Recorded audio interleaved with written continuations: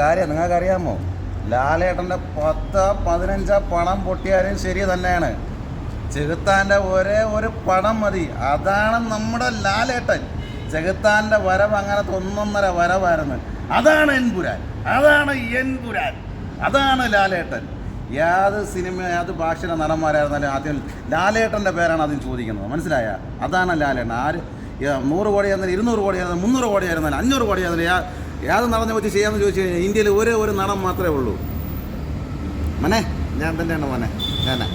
ആരെ കണ്ടു കഴിഞ്ഞാൽ മനെ ഞാൻ തന്നെ മനെ. പൃഥ്വിരാജിനെ കണ്ടു കഴിഞ്ഞാൽ ലാലേട്ടൻ പറയും മനെ അത് ശരിയായ മനെ. അതാണ് ലാലേട്ടൻ, അതാണ് നമ്മുടെ ലാലേട്ടൻ. ഉയരാണ്, ചങ്കാണ്. ശാസ്താവേ, എൻ്റെ പൊന്ന് ശ്രീകണ്ഠേശ്വര ഭഗവാനെ, ലാലേട്ടൻ്റെ അടുത്ത ഇതണക്കൊരു പടവും കൂടെ വരാൻ വേണ്ടി കാത്തിരിക്കുകയാണ്. എത്ര നാളുകൊണ്ട് കാത്തിരിക്കണമെന്ന് അറിയാമോ? ഒന്ന് ഇളവാൻ വേണ്ടി, ഇങ്ങനെ ഒരു ഫൈറ്റ് കാണാൻ വേണ്ടി. ഇത്ര നാൾ എവിടെ പോയിരുന്നു മനുഷ്യ നിങ്ങൾ?